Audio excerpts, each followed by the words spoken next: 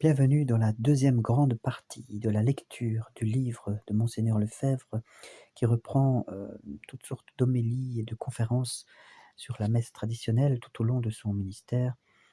Et nous allons maintenant donc aborder cette deuxième grande partie qui va décrire la messe Paul VI, qui en contraste avec la messe traditionnelle. Euh, et nous allons essayer de comprendre pourquoi une réforme liturgique euh, a, a vidé les églises quelque part. Nous allons voir qu'il n'était pas vraiment utile, bien que quelques réformes eurent été nécessaires, certes, mais non pas une réforme totale.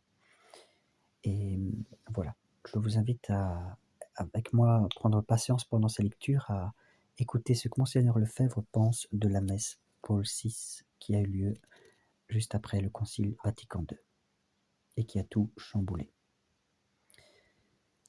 Voilà, au nom du Père et du Fils et du Saint-Esprit. Seigneur, guide-nous dans cette lecture, viens à notre secours, toi qui as créé le ciel et la terre. Au moment du Concile Vatican II, Monseigneur Lefebvre n'est pas opposé au principe d'une réforme liturgique. Il rappelle cependant que la liturgie est avant tout un culte public de louange de Dieu, avant d'être un simple moyen d'apostolat. Et face à ceux qui ont tendance à mésestimer la liturgie traditionnelle, donc sous-estimer je veux dire, Monseigneur Lefebvre répond que le manque d'attrait pour la liturgie provient surtout d'une apathie spirituelle, c'est-à-dire des âmes qui dorment, plutôt que de la liturgie elle-même. Par conséquent, pour être efficace, le renouveau liturgique doit transformer l'âme des fidèles en profondeur et contribuer à l'extension du règne de notre Seigneur jusque dans la société civile. Alors, Monseigneur écrit ceci. Sur quelle base appuyer la réforme ? Nous devons nous réjouir profondément de constater, chez nos contemporains, un grand désir de vivre de la liturgie, une nouvelle estime de cette source incomparable de l'Esprit de Dieu. Le Concile se devait d'encourager ces saintes aspirations en les guidant et les orientant. C'est l'Église tout entière qui ressent ce désir de remettre la liturgie à sa vraie place dans la vie chrétienne. Les papes, les premiers, ont été à l'origine de ce renouveau, ne faisant par ailleurs qu'exprimer ce que de nombreux évêques, prêtres et fidèles ressentaient intimement. N'est-ce pas là d'ailleurs la manière d'agir profonde et suave du Saint-Esprit ? Mais la question de ce qu'on peut appeler la renaissance liturgique pose des problèmes fondamentaux pour l'Église tout entière. En effet, quel est le rôle de la liturgie dans l'apostolat de l'Église ?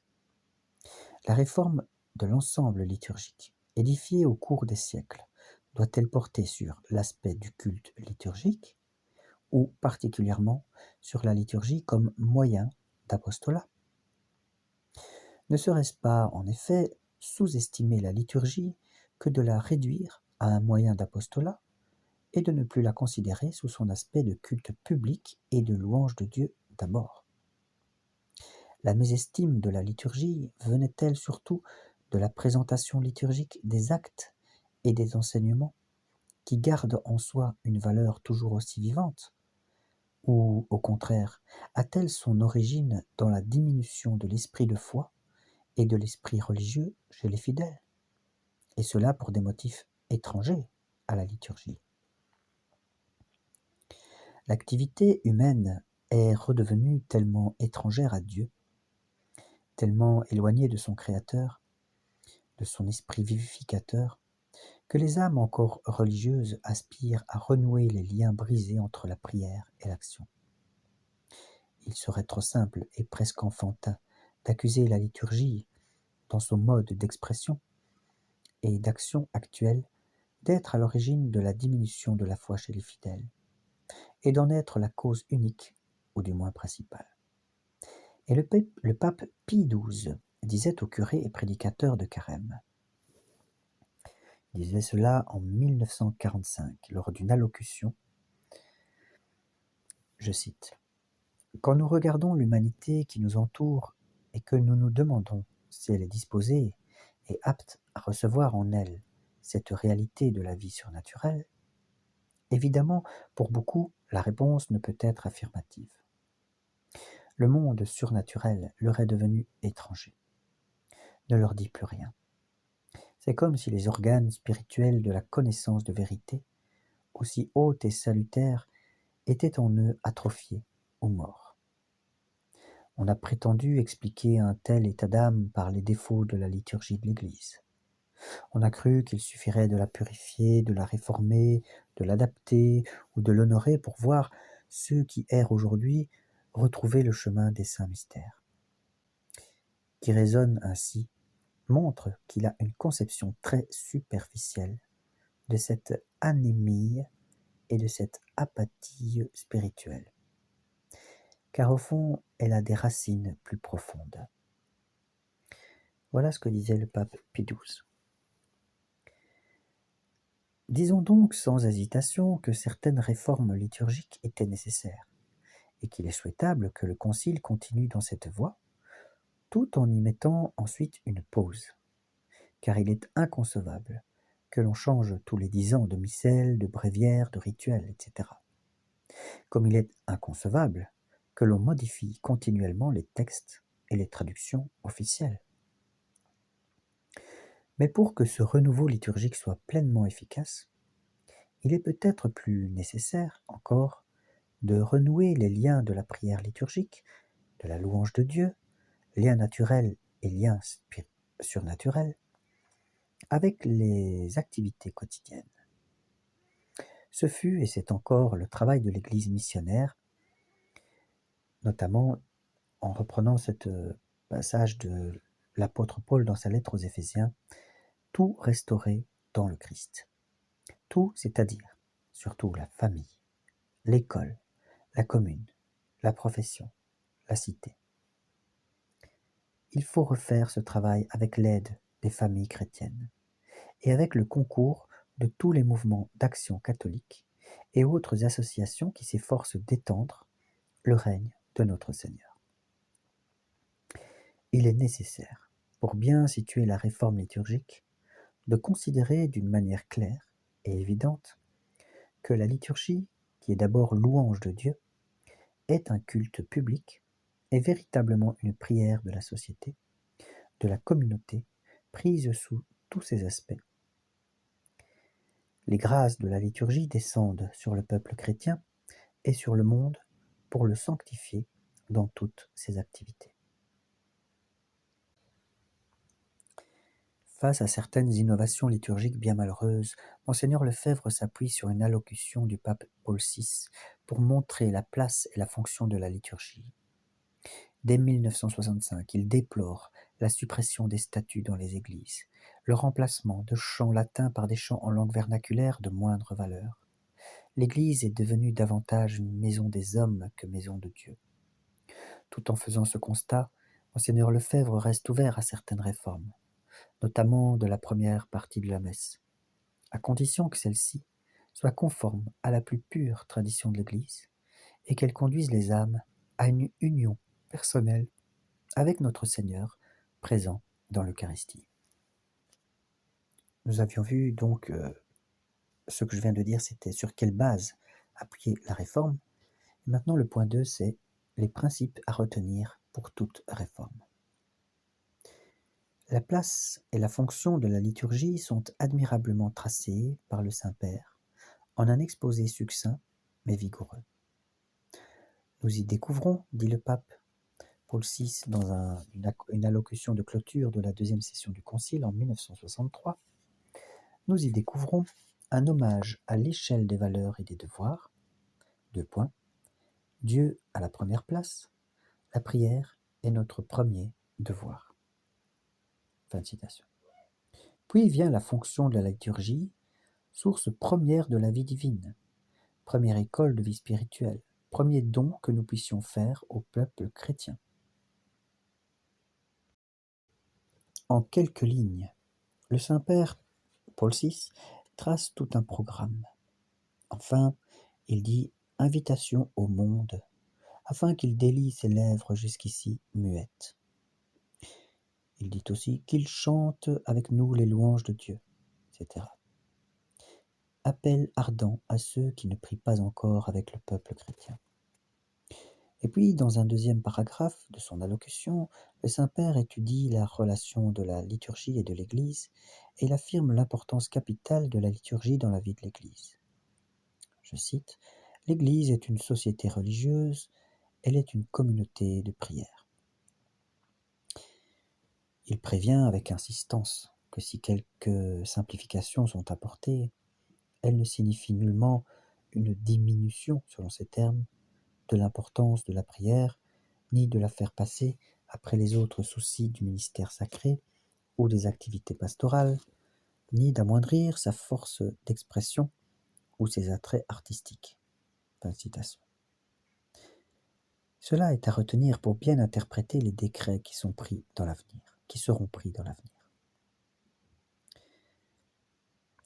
Donc il cite encore Paul VI. Pour atteindre ce résultat, ajoute enfin le Saint-Père dans un troisième paragraphe, nous ne voulons pas qu'on porte atteinte aux normes de la prière officielle de l'Église en introduisant des réformes privées ou des rites particuliers. Nous ne voulons pas qu'on s'arroge le droit d'anticiper arbitrairement l'application de la Constitution. Son harmonie à travers le monde fait la noblesse de la prière de l'Église. Que personne donc ne la trouble, que personne ne lui porte atteinte. Fin de citation. Monseigneur Lefebvre dit ceci. Parole forte, vigoureuse, hélas, rendue nécessaire par tant d'initiatives, les plus invraisemblables, dont des milliers de fidèles sont les témoins impuissants et profondément bénis. Nombreuses en effet sont les églises où les règles liturgiques sont impunément violées. Ce qui est plus grave, peut-être, que l'innovation liturgique elle-même, de la part de ces prêtres, est surtout l'habitude et l'exemple de la désobéissance publique de ceux qui ont promis obéissance et qui devraient en être des modèles. Bientôt seront rendues publiques les instructions officielles du Saint-Siège. Il est à souhaiter que le premier résultat de leur publication soit la cessation des initiatives privées. Après la deuxième session du Concile Vatican II, 1964, et donc Monseigneur Lefebvre écrivait ceci dans son livre « Un évêque parle ». Point 3. Quelques suggestions de réforme. Au milieu des oppositions, des exagérations, des discussions qui caractérisent cette période d'adaptation de la liturgie, peut-on esquisser quelques réflexions. Avoir la rapidité inaccoutumée dans l'Église, avec laquelle dans tous les pays les applications se sont réalisées, on ne peut s'empêcher de craindre que certaines mesures n'entraînent des résultats imprévus et malheureux. Ainsi en est-il, par exemple, de la dévotion au Saint-Sacrement, de la dévotion à la Vierge Marie et aux saints, dont les statuts sont éliminés de nombreuses églises, sans aucun souci de la plus élémentaire pastorale et catéchèse. De la belle et bonne ordonnance de la maison de Dieu qui est devenue une maison des hommes plus qu'une maison de Dieu. Et de la beauté vraiment divine des chants latins, supprimés et non encore remplacés par des mélodies équivalentes. Cependant, de ces constatations, devons-nous conclure qu'il fallait garder toutes ces choses sans changement ? Le Concile, avec mesure et prudence, a répondu par la négative. Quelque chose était à réformer et à retrouver. Alors, suggestion avec S pour l'avenir. Malgré une certaine confusion des idées à l'heure actuelle, peut-on rechercher les clartés de la nouvelle aurore que le Concile fera lever sur le monde ? Ces perspectives seront sans doute plus faciles à découvrir dans quelques années. Mais n'est-il pas souhaitable que ceux qui ont vécu la vie du Concile s'efforce, dans la parfaite soumission aux successeurs de Pierre, de les déterminer afin de susciter des initiatives vraies et généreuses, sorties de la plus pure tradition de l'Église, surgissant vraiment de l'Esprit de Dieu, toujours vivant dans son épouse. Il est clair que la première partie de la messe, faite pour enseigner les fidèles et leur faire exprimer leur foi, avait besoin d'atteindre ses fins d'une manière plus nette et dans une certaine mesure plus intelligible. À mon humble avis, 2 réformes dans ce sens semblaient utiles. Premièrement, réformer les rites de cette première partie et deuxièmement, faire quelques traductions en langue vernaculaire. Faire en sorte que le prêtre s'approche des fidèles, communique avec eux, prie et chante avec eux, se tiennent donc à l'ambon, disent en leur langue des lectures de l'épître et de l'évangile, que le prêtre chante dans les divines mélodies traditionnelles le Kyrie, le Gloria, le Credo avec les fidèles. Autant d'heureuses réformes qui font retrouver à cette partie de la messe son véritable but. Et que l'ordonnance de cette partie enseignante se fasse d'abord en fonction des messes chantées du dimanche, de telle manière que cette messe soit le modèle suivant lequel les rites des autres messes seront adaptés. Autant d'aspects de renouvellement qui apparaissent excellents. Ajoutons surtout les directives nécessaires à une prédication vraie, simple, émouvante, forte dans sa foi et déterminante dans les résolutions. C'est là un des points les plus importants à obtenir dans le renouveau liturgique de cette partie de la messe. Mais les arguments en faveur de la conservation du latin dans les parties de la messe qui se font à l'autel sont tels qu'on peut espérer qu'un jour prochain, des limites seront mises à l'envahissement de la langue vernaculaire, dans ce trésor d'unité et d'universalité, dans ce mystère qu'aucune langue humaine ne peut exprimer et décrire.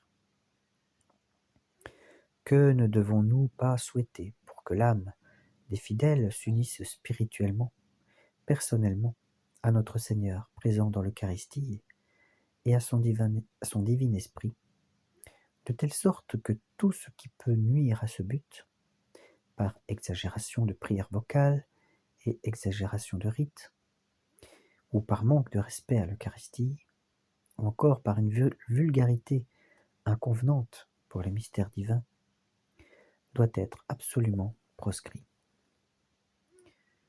Une réforme en ce domaine ne peut être bonne que si elle assure d'une manière plus certaine les fins essentielles des mystères divins, tels que notre Seigneur les a établis et que la tradition les a transmis. Monseigneur Lefebvre disait tout cela entre la 3e et la 4e session du Concile, puisqu'il y a participé, en 1965. Et il reprend ces dires dans son livre « Un évêque parle », pages 57 à 59. Nous verrons dans la prochaine vidéo que les traditionalistes n'ont jamais vraiment refusé certains changements. Et nous verrons aussi la clé de ce qu'on appelle l'aggiornamento, et aussi la présentation de la nouvelle messe par Monseigneur Bonini. N'oubliez pas de vous abonner, de partager ces vidéos, de commenter si vous avez des questions, pour la gloire de Dieu et le salut du monde.